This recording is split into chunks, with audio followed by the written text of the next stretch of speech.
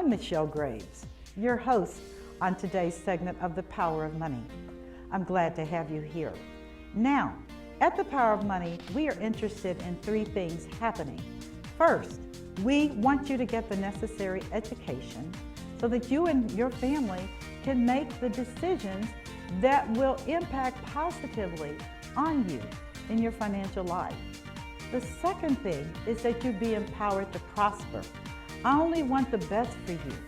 And you can only get that if you have education and then the drive to make it happen. And the third thing that is so important to me is that you recognize that life is more than a journey and that you be energized so that you can begin to participate in the truly joyous experience of living. So here's to empowerment, here's to education, and here's to energy. I'm Michelle Graves, your host, Power of Money, and here we go. And here we go, and again, it's a delight to be in your world, and thank you for being in my world for the next hour, where I have on set another remarkable guest, and I'm going to be talking with her for the next hour about children and the challenges we're facing today with this pandemic and our children. I personally love children. They bring such a dimension and such a content into our lives. And I don't know what I would do without my grandkids. I know that sounds so weird and people don't get it until it happens. I mean, when people say, oh, you're gonna lose it. You're just gonna be, and I would be like, really? I don't know about all that. I had kids and boy, oh boy, was that a task. But I'm looking around today and I'm looking at children that are going through all manner of trauma and stress and everything. And their parents as well. Many parents are working at home, trying to juggle the demands of their job with raising children who are school age. And don't ask me how, because I don't know. But I do believe, as always, and as you all know, as my many listeners over the years, if you want to know, bring in an expert and ask them the questions and let them share with you strategies and tools and techniques and observations that will enable you to do better parenting, better grandparenting, and as a society as a whole, better, so that we can reclaim our children. Because my troubling thought is that if we don't do something in a proactive way, we're going to pay the price on down the road. So without further ado, I'm going to introduce you to my guest today. I just call her by her first name, Deidra, but she is a certified life coach. And I'm going to let her talk about this subject matter as it relates to our children. How are you today? Hello, good morning. Thanks for having me. I would shake. I know, we can't. There we go. We're too far away. So let us begin by you sharing with our viewers a little bit about yourself and what makes you the expert that I had to have on this show. First of all, life experience is what made me know and believe that being a life coach was my calling, was my purpose. And I've known that for quite some time. However, life did what it did, and I had to go with the flow. I raised 5 children, who are 5 adults now. And, you know, you had to work, you had to do certain things, and I would dibble and dabble. Of course, back then we didn't have the internet the way we have it now. We didn't have all these resources. So I was able to get my certification, and I'm a certified master life coach. And I say master because I've mastered so many certifications. Oh my goodness. I have several, from relationship to happiness to life purpose to you name it, it's there. And I love what I do. And it has given me so much. I've learned so much from coaching others. And in this time of COVID, it has really been helpful for me to reach out to others to ask the correct questions, because we ask ourselves questions all the time. And I ask those questions of others, not just to hear their opinion, but to see where they are and how they're feeling. I do a podcast, and my subject last week was, how are you coping with COVID? Oh my words, how timely. Very timely. And not only was that timely, when you reached out to me to be on your show, Coping with Children Due to COVID, Right. while in COVID, I was actually on my way To to visit my grandchildren. Oh, I have 7 grandchildren, but 6 were in my reach. One is in LA, of course. I see him periodically. And while being there with them, when we speak of COVID, there was a wedding. I had a cousin that got married. The children's father had flown in. There were nieces and nephews and cousins that knew we were coming in. And we would practice social distancing. We did all of that. But I have to admit, okay, as ignorant as it may sound, okay, during all this time, and it didn't take long, I wouldn't say we forgot that there was a pandemic going on, but we were a family but family, having a good time. right?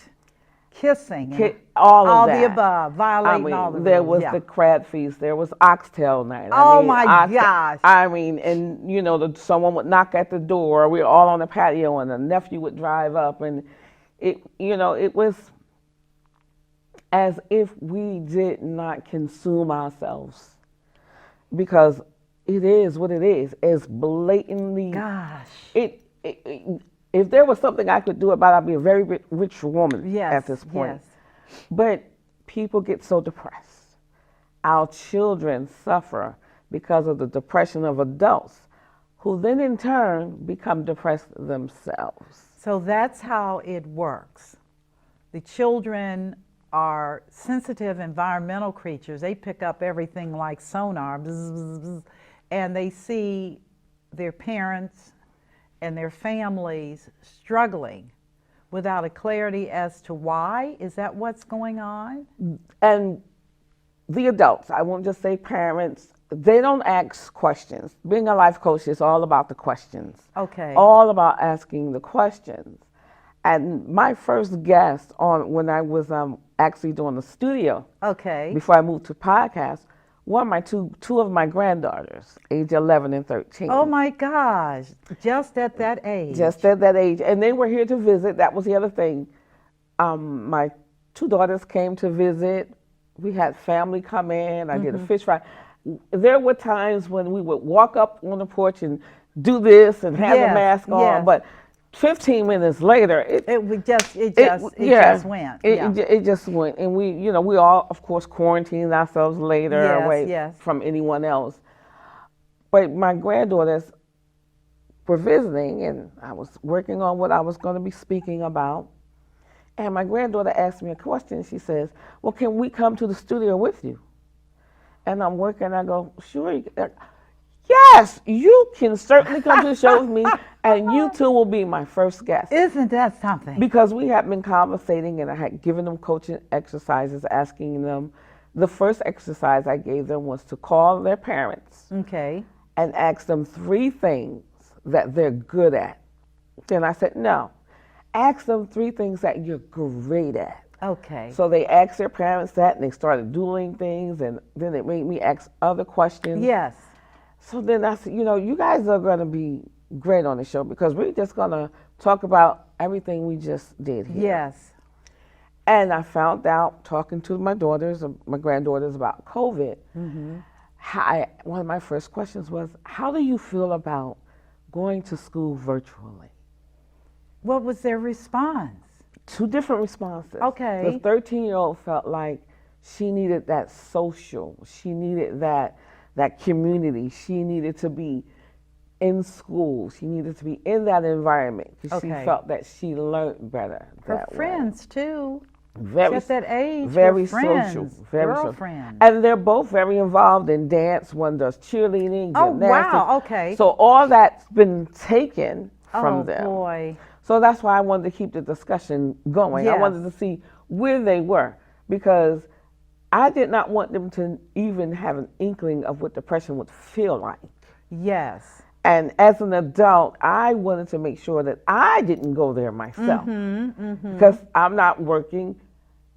And what I do, and I love it, and it's my career. I've got 4 years to go before I'm able to retire. So I'm a flight attendant. Okay. And when this thing hit and people were flying like nothing was going on, I was beginning to get so depressed. Mm-hmm. I said, I can't do this. And my kids are calling, are you okay? Are you still in the air? The company did offer us monthly and, what do you want to call it? Voluntary leaves of absence. Okay. With some perks. Okay. And I told my daughter I was thinking about it. She says, no, don't think about it. You need to just do it. Needless to say, I did it. Good, I haven't good, worked good, since good. April. Good. However, I'm due to go back in October. But I'm more prepared now, mentally and emotionally. Okay. I'm more prepared because I've been getting ready. I've been dealing with my family. I've been doing my podcast. I've been reaching out to others, talking to them, asking them. Again, it helps me. So again, getting back to the interview with my granddaughters, I asked the other granddaughter, the 11-year-old, how she felt about virtual schooling, and you know, she's on the, and she goes, I love it. I love it. I love being home. She likes the virtual. Okay. She would rather be amongst her friends and everything, but and her peers, yeah. Right, but she likes the virtual. She, her mother is working at home. I think Okay, that's part of okay. why she enjoys it. And I've watched them when I was there visiting, and they started school when I was there, and got up that morning and brushed your teeth and everything. Came down and had a cereal and Mom, what's my password again? Because it's all new. Right. Started working, and you can hear all of the teacher telling the students, "Good morning, so Oh my goodness! Good morning, so Oh goodness! So I'm behind her with my coffee, and I'm not supposed to be there, and I'm looking I'm like, I want to see what. Yeah. How is this working? But needless to say, they're all coping, and I know it's because of their mothers. Okay. And as a mother, I continually talk to my children. I don't think my daughter, she wants to get back out there and work, but I don't think it's a pressure. It's an issue. She's still getting her job done. Pay wasn't affected. She had just changed location. Just changed locations. So in this time of COVID, when you're dealing with your children, they need to be coached. You need to ask them questions. What kind of questions? How do you feel about COVID? How do you feel about it? Do you know what COVID is? Okay. Do you know what it is? Do you know what COVID is? Do Yes. you know how it has affected the world? Simple questions. You just have to frame them correctly.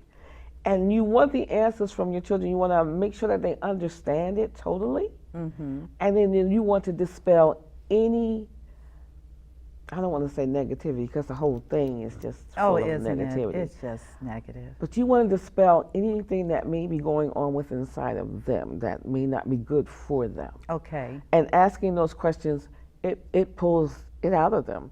I don't even think a lot of parents have even asked that question to their kids. How do you feel about COVID? How do you feel about COVID? Do you know what COVID is? Okay. And if they're allowing these children to watch the news can really send you to a space. Oh my gosh. Because there at some points I had to turn it off. I'm like, oh my gosh. I'm getting ready to go on a TV social media fast because I can't take it anymore. It's too much. It's a lot. And I'm used to, at my age, I've seen a lot, as have you, and I've experienced the Great Recession, Depression, 2008. I've seen markets come and collapse, all the above. I've seen, but I've never seen anything so psychologically devastating as this thing. And it's a thing. And I thought, and as much of a catastrophe that 9/11 was. Oh, can you believe that? But this. And we watched that, right? Right. But this is something that I don't see it going away anytime soon. Neither do I. And, people lost their lives during 9/11 and things happened. But then you hear the stories of how people were late for work and they missed it, or they had to go change their clothes because they spilled something. And so there was some there was some goodness in the midst. In the midst. But this here, I mean, people were just, in the beginning, I guess they still are dropping like flies. People are losing family members, and you're just scared to live. That, I think, is so insightful. You become fearful of the experience called living. And many people are finding themselves in a place of just getting through the day, existing, without the joys and the positivity that should be a part of your life experience. It cannot all be negative. It'll kill you. It'll kill you, and that's where the depression comes from. You see everything is bleak and no future. Right. But those of us that are still here, there is a future. Oh my gosh. There is a future, and it's in our children as well, and we got to let them see that. Right. Continue your dreams. Continue your plan. We're still here. Yes. We're still here. We're being safe. We're doing what we need to do, but we don't just stop. Right. And a lot of people have just stopped. You know, I talked about that yesterday. I do a weekly radio show, and I talked about yesterday's show. I didn't have a guest on. It was just me for the hour. And I talked about surviving change. And the whole crux of the show was about how do I rise above the muck and just go into a place of joy and confidence that I will get through. My podcast today hinges on that exact thing. Does it? Fear, what we need to do to overcome it, because I had some fear myself after going back into the sky. Oh, my goodness, Deidra, I was in the sky 97% of the time. Oh, I mean, that's my life story globally and local. And I'm going to tell you something. I've seen a lot. You as a flight attendant, I already know you've seen a lot. People get on that airplane, and some people are kind of like, oh yeah, and don't let them start drinking. I got some stories. Well, we're not serving anyone at this point. Yeah, right, because please do not. That's just going to be, but I thought, gee, money, I'm not going to be taking planes anywhere. And I will be driving. And I drove to see twice this year. I drove to Maryland. It's a 7.5-hour drive, no big deal. But needless to say, had it not been COVID, I would have been flying. You would have been on a plane. And I enjoyed those rides. Yes. I take a road trip, people. I'm doing it again. I enjoyed it. And I was by myself going and coming, but it was the conversations me, myself, and I had in that car. Yes, I can imagine. But I won't allow myself to become, I've got too much to do.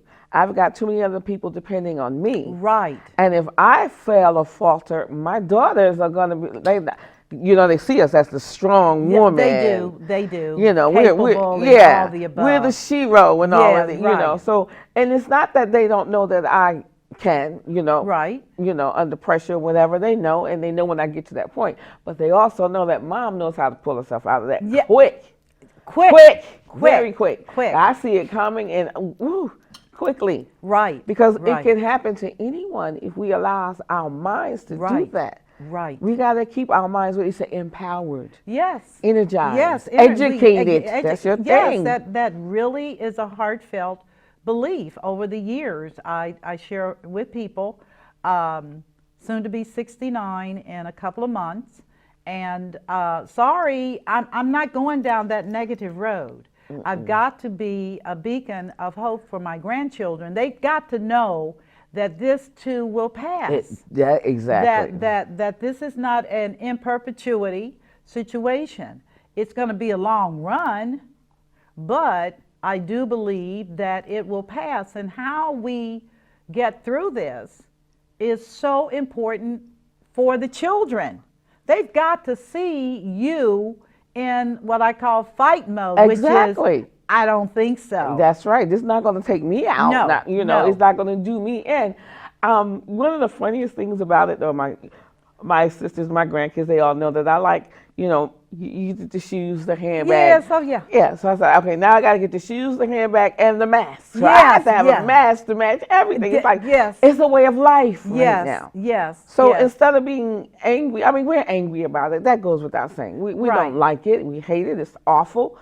But at the end of the day, we still have to survive. Exactly. We still have to live, and with joy, we still have to be happy. Yes. And it can be done, but it's in your. I did a show about your mindset. Woo-wee. Your mindset, Yes. and I explained the difference between a fixed mindset and that futuristic mindset. Oh, that yeah. mindset that's Oh, going to yeah. get you there. Yeah. So it is all in you. It's about how you handle it. My dad said to me, he's 81. He goes, blessed that you have a dad. And we have not seen him. He stays behind closed doors. He might peek out the door if you got something for him with his mask on and wave. Yeah, wave and goodbye. But yeah. that's it. But he says to me, I called him when I got back in town. He goes, you girls don't mind just going, just get. I said, Dad, I have to. Yeah, I for have your to. sanity. Right. And I have to see my grandchildren. And, I went to the wedding and everything. And at first, it was just, it was the end of the day, we had an awesome time together. Yes. And no one has any symptoms at this point. Everybody's fine. Of course, we keep gauging how everyone is doing. Temperature and everything. Right. Yeah. So, and that's what you have to do. You have to, and I have been taking a stream of vitamins for about 7 years. Yes. So, It's funny, Deidra, because my background, I'm of course, my practice is financial, but my background is as a scientist. I'm a biochemist. And therefore, 25 years ago, I switched out and switched up entirely. And that whole regimen of things to keep your immune system at peak performance, that's me. There you go, living proof. Living proof. I tell people, sorry, I'm not doing a pig. I mean, I'm not doing any of that kind of stuff because I want to live, and you got to feed your body nutrients that will enable it to fight. And I do believe, and I can't validate it or speculate, but I do believe that a lot of these issues are not only health related, but it has to do with what do you give your cells ammunition to wage war? Because this thing attacks the lungs, and which is point A. If you can't breathe, nothing else happens. Nothing else happens. So I totally agree and get what you're saying. But back to the children, I think they need to know as well, as a part of that experience, that they do have to maintain a positivity. Mm-hmm. So you can't be talking a bunch of negative around me, including other kids. I had a conversation with my grandson because he was frustrated with one of the kids kept making fun of him. And he's a real smart little boy. And she kept bullying him, so to speak. And I asked him, I said, well, have you done anything that causes her to behave like this? And he said, Mimi, I try to be her friend. And then we opened up a conversation. Well, what is your definition of a friend? And when he told me, just, in a childlike way, what his definition of a friend was, and I said, do you think that's her definition of a friend? And he said, I don't think so. And I said, well, maybe you just have to love her from afar. And you open that conversation up with questions. A question. That is a key takeaway here. Ask the question. Yes, ask the question.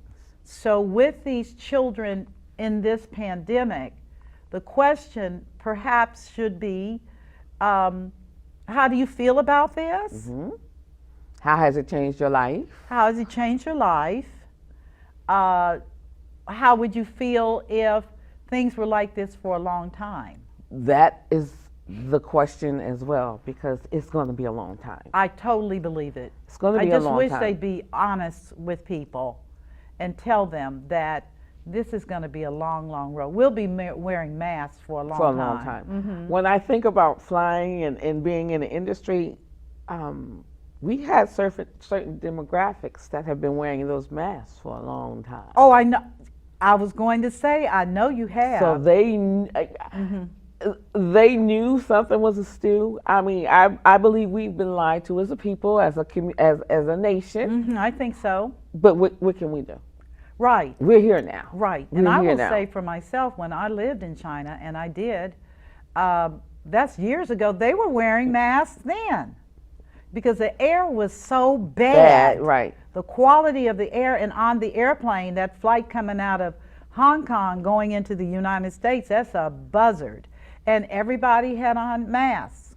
So this is nothing new. It's new to us. I think you're right. It's new to It's us new and to our us. culture. And we have to get our children ready for their future.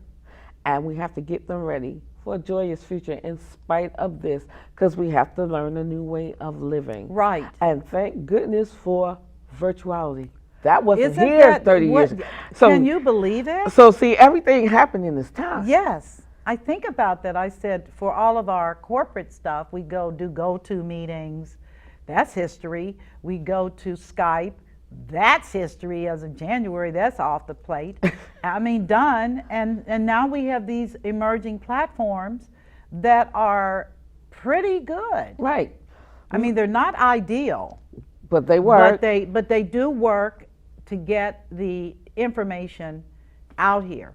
It's not the optimal situation, but I think with children, if that's the way they are being trained, I don't think they're going to find anything odd about it. No, because it's neutral. It's the way of the world. Right. They just figure, right. well, I can do this, but I can also, and they're through social media, they're already connecting with kids everywhere. Who you think taught me Girl, about all this stuff? My Yaya, all you do is this. It's not, woo-wee. As my one grandchild said, you know, I said, I got an iPhone. He said, but it's old. It's old. Mine laugh at me because I still have an Android. I'm like, I love my Android. I said, what's wrong with my iPhone? He's like, Mimi, every 2 years. You got to upgrade. Yeah, I said, I'm not paying that kind of money. I am not. This is offensive. And he said, well, not really if you want to stay connected with people.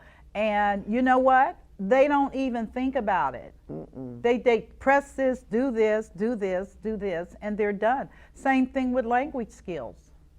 They don't have an issue whatsoever in terms of other languages, or feeling that English is not necessarily the only language you should have.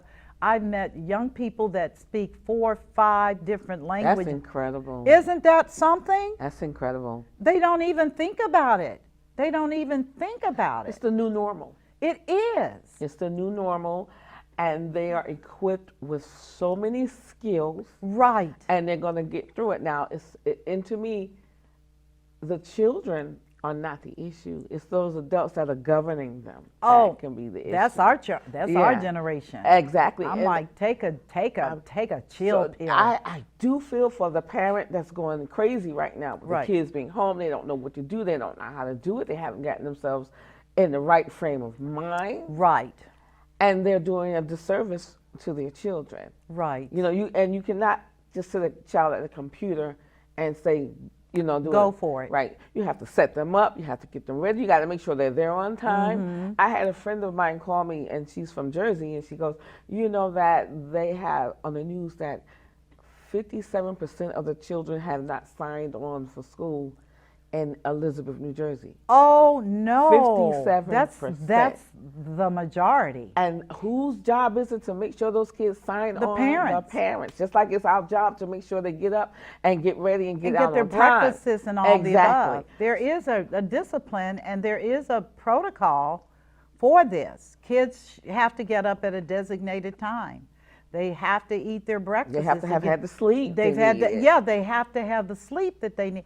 That is parenting. Now, maybe the challenge with COVID, and I hate to be this blunt about it, but maybe COVID is showing parents that they need coaching. Oh, definitely. I'm telling you. Definitely. How do you learn how to do this parenting thing? Because they're so used to getting up, going to work themselves, getting the kids out, and not having the hands-on. A lot of parents didn't even help their children with their homework, let alone, Jiminy. you know, because see, now they're being schooled virtually. However, you're the first teacher. Right. You're the one. Right. Right. So, and my daughter, she's sitting across from my granddaughter doing her work from home. So if she hears something, and I've seen her do it, and she'll look up because my granddaughter didn't answer, and she goes, What? And my granddaughter goes, I don't get it. My daughter goes, tell him that. Let him Right. know That to you repeat don't get it. Yeah. That's what you would do if you were in the actual class. Right. So I love seeing how those two vibe and how they do it. And then it makes me, I'm like, would I have been able to do this with 5 children at home? Yes. We did it. We had, yes. We did it. We would have had to. Had Right. no choice. Right. I can't see me laying in bed asking my kids, did you sign on yet? That's not going to work. That's not going to work. That's like laying in bed going, hurry up, get ready. You got to catch the school bus. Right. You have to right. be You have to proactive. be right. Right. But you know what? And this gets back to the parenting skills, because I really do believe, and this is based upon my observations over the years, that because so many, and today we're dealing with single parents, single mothers who have not been taught or coached on any aspect of parenting. They just got pregnant. Am I blunt? That's the truth. Isn't it the truth? It's They the got truth. pregnant. And now here comes Johnny or Joey or Sally or whomever. They're here. And then she gets pregnant again. And so all of a sudden, she didn't know how to deal with baby number 1. Now you got 2 and possibly more. So any thoughts on that? Well, I'm that woman, no. My thoughts on that, you got to be ready. You got to get ready. You know, and most of us, when we become pregnant the first time, we're scared. Yeah. And mind you, I lost my mother when I was 16, so I didn't I didn't have that. But I had a mother-in-law that had 10 children. Oh my goodness, seasoned. An old Southern school. Okay. So that was but I listened because I didn't know. And I learned a lot, but at the same time, I had what they call that maternal instinct. Okay. So I knew I wanted my babies. I knew how Right. to take care of them, and the first 2 are 10 months apart. My so we're goodness. talking about that girl. Well, the second one was premature, but they were 10 months apart, and I had these 2 babies, and people thought they were twins all the time. And you know, my mother-in-law would say, she keeps them kids so clean, and I Yes, did. yes. Clean and watch them all the time. I could be sitting somewhere having a conversation with someone while I'm doing this. Right, And exactly. you know, yes, and I'm yes. watching everything. I remember when I had the 5, I remember one time we went to Jersey to visit my father, who now lives here in Ohio. And he came to see me at my sister-in-law's house, and we were getting ready to go. We had a station wagon. Yes, Either a station wagon or a van. And everyone had assigned seats. So I knew where everybody was and where they should be. yeah. Or if another child tried to sneak in, then the Right. kids would always try that. So as he's talking to me, I'm standing at the car and I'm doing this, and I'm talking to him doing this. And he goes, are you counting those kids? I said, I sure am. Because I'm going to make sure it's 5 and not 4 and not 7. Yes, Because the other ones were getting there. yes. But you have to be cognizant. You have to know you're a mother now. Your life is no longer your own. And that needs to be restated. Your life is no longer your own. And get to it. That's right. Get to it. Because I know for myself, particularly as a divorcee and raising my children by myself, and knowing full well that I had to wear dual hats a lot, but I concluded very early on that there's no way I was going to have a life and they were going to have a life. I had to make a decision that they were here because of my choices. Right. And that I had to invest in them and make sure that they became fruitful in their adult lives. I really mean the stuff that I'm looking at today has got to be back to what happened to the parenting. Now, and I am a divorcee as well. Okay. Now, when I divorced, 2 of the 5 were adults. and 3 were still at home. And even after the divorce, my ex-husband asked me, he said, do you ever feel like a single parent? I said, no, I don't. He was a great dad, still is. Yes. And I would oftentimes pull it up, call your dad.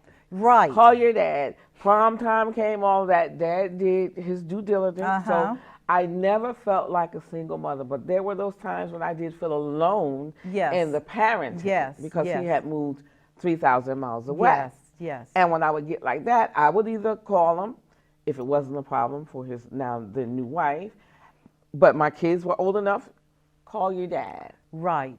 Take this off of me. But I will always tell my kids when we were growing up, when they were growing up, like, you guys are not going to get all my juice because you're going to leave me, you're going to grow up. I'm going to still have some fire when you're gone. Yes. And they would laugh at me, but I promised myself that. I'm going to do everything I need to do here. I raised you, I worked, took care of home and all that.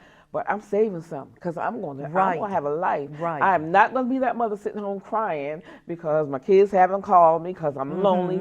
I have an empty nest. I had a battle one day with a woman. She says, oh, I'm an empty nest. And I said, so what are you crying about? Right. You are now you have an opportunity before you to live. For you. For you. And being a grandparent means you do not, now I do feel for those grandparents that do have to step in and take over that role. But you're a grandparent. You love them, you cuddle them, you spoil them, and you go home or you send them home. Yes. So, and that's one of the reasons I moved to North Carolina when I was living in the same state. They would find out I was off from work and knocking at my door and like, can you watch the kids for a couple hours? And they just thought it was, I'm supposed to. Right. Based on what? I don't know. Well, I tell you, I appreciate you saying this, Deidra, because I literally poured my entire life into my children. I owned a company, which means that I had the freedom to do things that 9-to-5ers didn't have to do. We had lots more money. They were able to travel. They were able to experience some things. Private schools, all that on my dime, wrote checks. But I tell people, you can't have it all. You recognize that you have to pour into them, and that includes listening a lot, the spoken as well as the not spoken. Yes, that not spoken. Not spoken will tell you everything, and recognizing that you're not perfect, which they tell me. They say, you used to say, I'm just doing the best I can. The best I can with what I have. With what I have, and that doesn't include perfection. But they knew they were loved. They knew that they were appreciated. And those are value sets that I feel are essential today more than ever. I mean, I was just reading an article, I don't know if it was in the Wall Street or whatever, but they were talking about the extreme challenges of parents having to deal with kids at home now because they don't have outside activities, they don't have sports, they're grumpy. What is your take on that? My take on that is the parent is being selfish because they're being really, really selfish. They have to give those kids activities. And one of the things that I did with my grandchildren is we went to the dollar store. My favorite place. We got items so they could make them a vision board. I live by my vision board. That's that board you saw me carrying. Right. And they did a big vision board. They made their own name on it. We went to the arts and crafts store. Yeah. So outside of the virtual schooling, give them projects to do to keep them busy and out your hair. It will help. Right. But it keeps their creative juices going. If you have a backyard, I mean, the weather's changing, but it's not cold yet. Yeah, and they're going to be out there anyway. Right. So if you have a backyard and they have to play with amongst themselves or whatever, or you get out there and toss the ball with them. Play and with them. See, and again, your life is not your own. If you haven't been tossing the ball with your child, now's the time to do it. Now's the time to do it. And you can learn a lot. You can toss that ball and ask questions. Right. There's so many things. They have to reframe their thinking. Because I believe that a parent nowadays that is depressed is selfish. Because you cannot be depressed in your own self when you got these people that are depending on you. To you. Yes. I feel the same way. And going back to what you said about how did you put that? No, you cannot have it all. But I always say you can't have it all. I say You can have it all. Okay. Just not at the same Not time. that. Now that's exactly right. Not at the same time. Not at the same time. Not you at have the same this time. then, you might have that later. And if you think like that, you keep gearing yourself up, which keeps you hyped up. Right. Which gives you some joy, knowing that joy comes in the morning. Yes. This, this is going to pass. But if you're laying in that bed and if you're lounging, you're not combing your hair, you're not putting on a little lipstick. I don't care if you're not going anywhere or not. It's still a part of how you feel about yourself. If you look good, you feel good. You feel good. Well, I tell you what I do, and I'll just give a tip out to those of you watching, but I buy puzzles. I go to the thrift store and buy 10-cent, 50-cent puzzles. And I have them stacked up. I do. And so their challenge is pull a puzzle out. And they can do a puzzle together or by themselves. And then once they've completed the puzzle, I have them sign it like they're the artist, and then I frame it. That's awesome. That's awesome. So they have puzzle pictures in my house with their name and the date and the puzzle. And before you all say, well, how much does that cost? Puzzles. I do 10 cents for a puzzle, and then to get your little frames and stuff, you can go to Michael's and get them for less than $1. $1. So you spent $1.50 to create a memory. And people don't, just getting up and taking your child to go do that, and then they're coming home and they do that, and you get involved. You can do so much for your children if you come outside of yourself. And I tell you, they love the puzzles because Mimi's gonna frame them and hang them have up. his name on it. And I mean, their handwriting isn't the best, but as I tell them, a lot of grown people don't have good handwriting either, okay? But it's there, and it keeps them busy, and if they have questions, I'm there to assist. But I challenge parents to look around and to recognize that this is your seed. You have to water it. You have to water it. You have to water your seed if you want a nice plant. If you want a sturdy tree, if you don't put any nutrients in that, not only will not anything happen, it will die. It will die. It will die emotionally.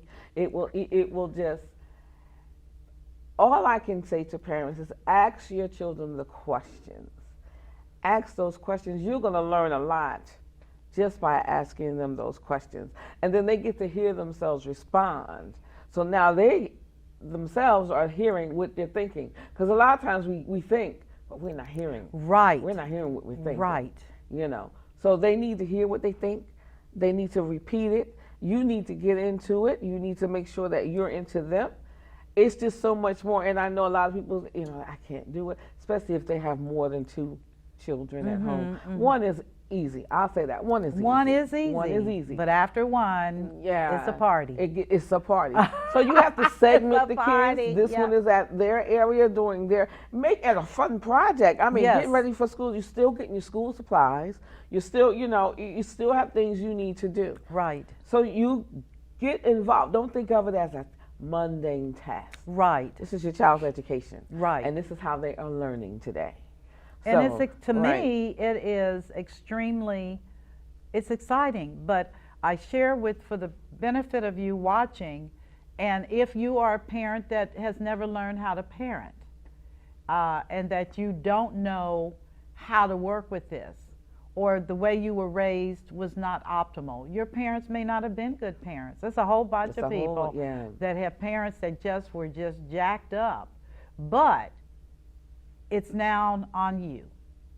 And you have to be willing to take those steps. And they may be incremental, but again, you've got to be willing to take those steps, get the assistance that you need. Certainly there are programs available today helping people with parenting. Is that not correct? It's very correct. There's so much help out there You just have to be like your kids. Get online, Google some stuff. Google, I gotta yes. remember that. Yeah, Google some stuff. Google is your best friend. Back in our day, it was Britannica and isn't you that remember the encyclopedia? treat? Oh, girl, the books, and Yeah. then to find out they're worthless. You Don't- can't even give them Man, away. and if you didn't have encyclopedias in your home growing up, you just weren't getting it. You weren't anything. Today, all you have to do is Google. Google exactly what you want. If it won't take you where you want to go, it'll take you somewhere else. Right. It's so much information out there. While your kids are studying, pull out your laptop. You sit there and you learn as well. Right, right. There are programs out there. There are coaching programs out there. There's so much to do for you so you could do what you need to do for your children. I get it. I get it. What would you say to those who are watching and listening if they don't have access to internet in their home? You can't go to the library. You can't. That's a hard one because they're going to need internet. They are. Because the kids need internet. But a lot of people, they don't have it. They don't have it. They don't have computers. Now, I know in Cincinnati, if you're part of the public school system, they gave everybody computers. However, they did not give them internet. They gave them the hardware and not the internet. Now, I do know that some of the cable providers are offering discount, but the complaint I hear a lot is it's expensive. And it is, and I know we're dealing with COVID and staying away from people. You may need to quarantine yourself for a bit and find some neighbors, like you have those parent groups that has internet, and explain the situation, and maybe you could do something like the kids can come. You have to find creative ways to do it, because the bottom line is those kids are already in a bad place right now. They are, but they need to have that virtual learning happen for them. And as a parent, you need to figure that out. You need to go to those places or those resources that may have those answers. Family services should be able to help. One of the things I stress, and I know you do as well, is you have to be resourceful. You cannot be complacent when it comes to your child's future. And that's how I look at it, which is you gotta hump it up. You gotta figure it away. And you gotta figure it out. And I didn't say it was easy, but again, that's your child. Somebody around you has the internet. Someone has Wi-Fi. Auntie, grab somebody. Somebody. Because those kids need it. I read a story, I believe it may have been a Facebook story someone put, where 2 children almost got taken away from their parent. Wow. Because they were sitting on the curb at Taco Bell trying to get what they needed to log in to start for the public Wi-Fi. Yeah, for public Wi-Fi. So you may have to go somewhere where there's public Wi-Fi. Right. Starbucks, buy a cup of coffee. Or McDonald's. Anywhere. You're going to have to go to a public spot. But because her kids were sitting on the sidewalk and they didn't see an adult. That's why they said what they said. And then when they found out and the mother walked up when she saw the cops, she lived across the street. So when she saw the cops approaching the kids, she came out. And she explained to them why. You don't have Wi-Fi. They were using the public Wi-Fi to access their portals. Right. So you're going to have to find public spots. You're going to have to ask someone who does have Wi-Fi. If you can piggyback. You're going to. You might have a neighbor right next to you, and you might have to go ask, explain to them and ask them. Right. Can I make you a meal? Can I do something for you? We need. Right. Is it okay? If I was that neighbor and then someone asked me, say, my kids, we don't have internet, it's not going to cost me anything to give them I agree. It's not going to cost me. I just went through this. My neighbors next to me have 3 wonderful children, but for whatever reason, their Wi-Fi was not working. And she came over to my home and she knocked on the door and I said, what's up? She said, do you mind if we use your Wi-Fi? And I said, do you want it off my phone? Because that's free. Everybody that has a phone has a hotspot. People don't know that. My son told me that. Ma, you could tether. Exactly. What are you talking about? Here we go. You can tether. You can hook, your phone has your hotspot built in it. You can tether it to your laptop. Right. And send that signal. Right. So that's another way. I hadn't thought about that. Yeah. That Oh works. no.